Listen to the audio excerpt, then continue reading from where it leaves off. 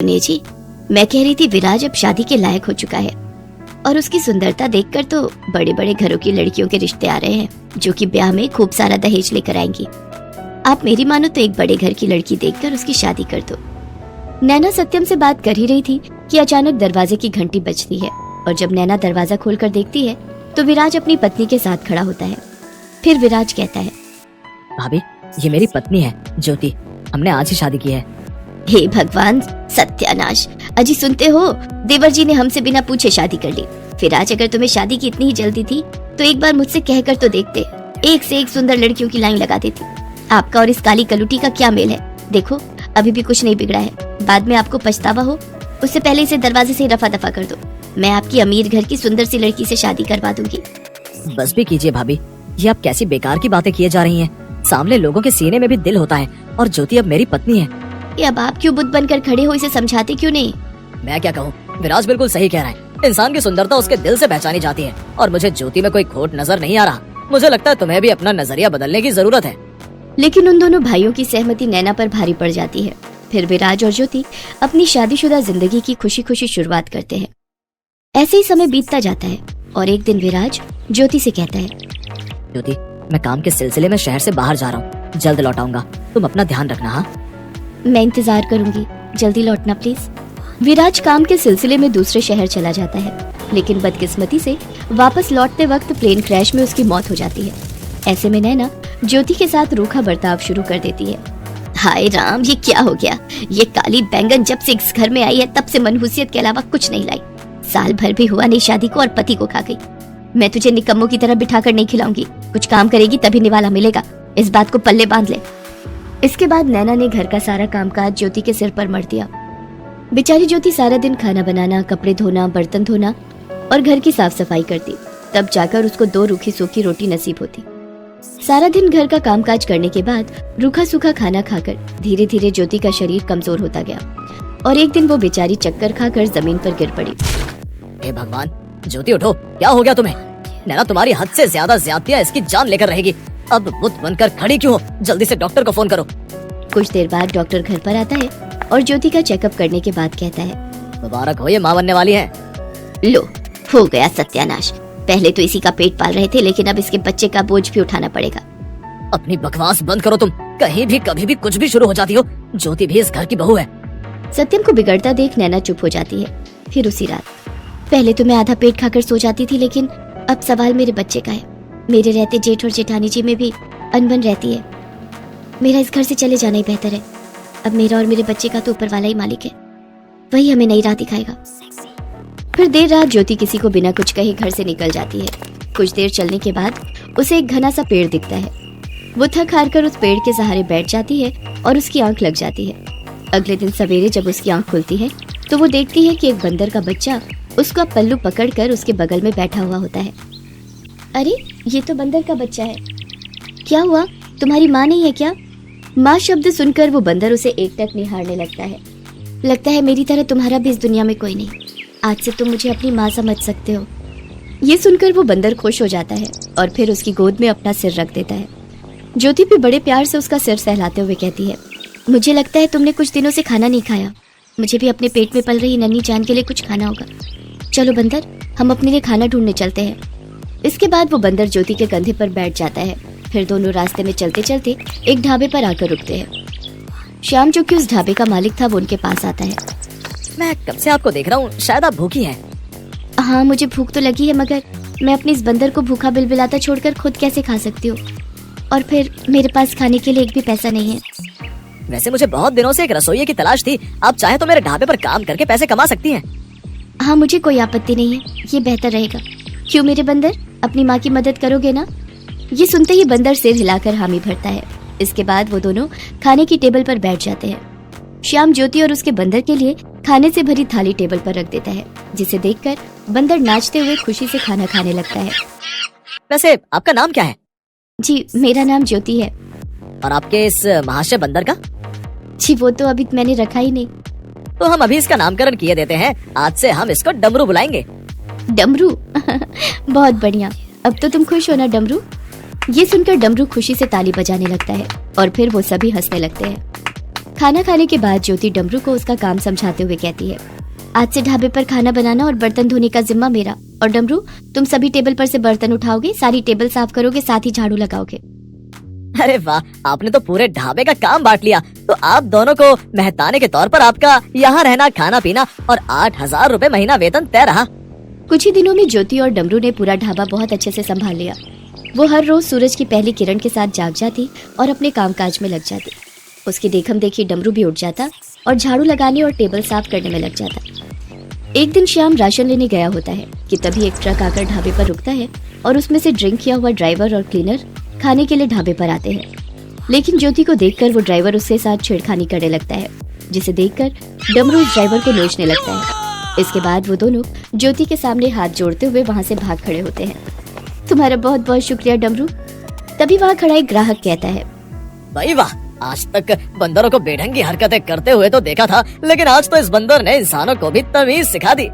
धीरे धीरे ढाबे के खाने का स्वाद और बंदर के काम के चर्चे हर जगह होने लगे थे, जिसे चखने के लिए दूर दूर से ग्राहक आने लगते हैं। श्याम ये सब देखकर बहुत खुश था। एक दिन एक गाड़ी ढाबे पर आकर रुकती है और उसमें से दो दोस्त उतरकर आपस में बात करते हैं। अरे रोहित, मैं खाना खाने के लिए जा रहा हूँ, तू चलेगा क्या? अरे यार, ये ढाबे का खाना बड़ा बेकार होता है। अब ढाबे में वो पहले वाली बात कहाँ रह गई, ना तो साफ सफाई होती है और ना ही खाना ढंग का। अरे मेरे दोस्त, मैं तेरा शक आज ही दूर कर देता हूँ, चल मेरे साथ। इतना कहकर विजय रोहित को ढाबे के अंदर ले जाता है। वहाँ डमरू को साफ सफाई करता देख रोहित की आंखें फटी की फटी रह जाती हैं।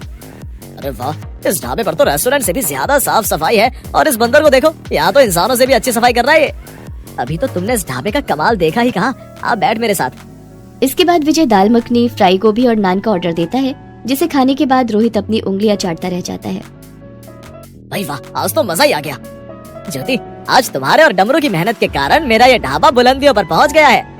ये तो आपका बड़प्पन है श्याम जी, वरना मेरे अपनों के लिए तो मेरा पेट पहाड़ हो गया था, मगर आपने मुझे और मेरे डमरू को यहाँ पर जगह दी, पेट भरने को खाना दिया।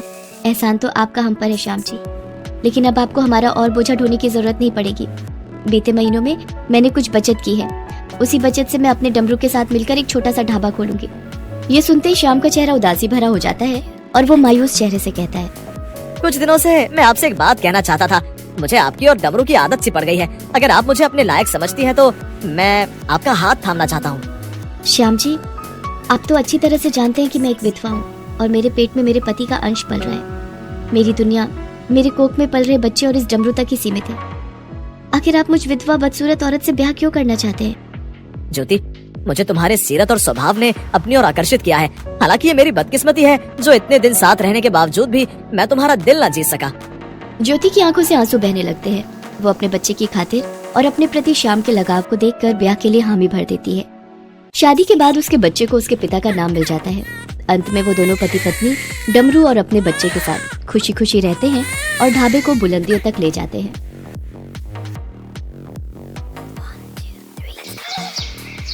सुनो, आज भगवान की कृपा से हमारा ढाबा खुल ही गया। अब देखना, हमारे हाथ का स्वादिष्ट और बढ़िया खाना खाकर ग्राहक उंगलियां चाटते रह जाएंगे। तुम ठीक कह रही हो मीनाक्षी, बस सब ग्राहक बढ़ जाएं। खाने में यहाँ क्या क्या मिलेगा? जी सब कुछ है, दाल तड़का, दाल मखनी, भिंडी, बैगन का भरता, कड़ी चावल, राजमा चावल, तंदूरी रोटी, नान और भी बहुत कुछ। सुमेर चल, फिर आज इसी ढाबे पर खाना खा लेते हैं। सामने कल्लू के ढाबे पर तो खाने का वो स्वाद नहीं रहा जो पहले होता था। मेरे ढाबे के सामने ये नया ढाबा खुल गया है, मेरे तो ढाबे पर ग्राहक आने ही बंद हो गए हैं। मीनाक्षी और महेंद्र का चलता हुआ ढाबा देखकर कल्लू जलन से भर जाता है। ये एक और सामने ढाबा खुल गया, कोई ना कोई मुसीबत आ ही जाती है। हमारा ढाबा अच्छा चल पड़ा है, सचमुच ये देखकर मैं बहुत खुश हूँ। हमारा ढाबा इसी तरह चलता गया तो वो दिन दूर नहीं जब हम अपना एक बड़ा होटल खोलेंगे। उस गांव में ठाकुर गज्जन सिंह का राज चलता था। ठाकुर गज्जन सिंह के आदमी आए दिन बाजार में बनी दुकानों पर आकर अपना रौब झाड़ते थे और दुकानदार को परेशान करते थे। एक दिन ठाकुर सज्जन सिंह के आदमी बाजार में घूम रहे थे, तभी उनकी नजर मीनाक्षी और महेंद्र के ढाबे पर पड़ी। ओहो, गांव में नया ढाबा खुल गया है और गज्जन सिंह के आदमियों को नहीं पता। चलो सब आज ढाबे पर दावत उड़ाते हैं। ये ढाबे वाली तो खुद ही मखनी दाल लग रही है, फिर तो इसके हाथ में जादू होगा। जी आपको क्या चाहिए? ऑर्डर बता दीजिए। अरे तू सामने से हट कड़वे करे ले, उस मीठी खीर को हमारे पास भेज। देखो तमीज से बात करो, वो मेरी पत्नी है।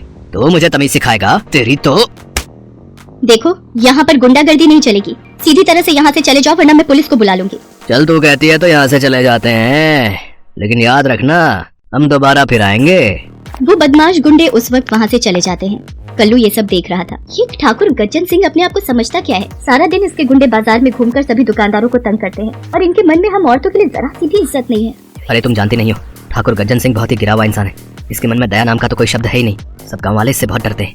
इन दोनों को यहाँ से हटाने का रास्ता मुझे मिल गया है। अब देखता हूँ ये दोनों अपना ढाबा कैसे चलाते हैं। मतलब तू चाहता है कि हम तेरे सामने वाला ढाबा हटवा दें?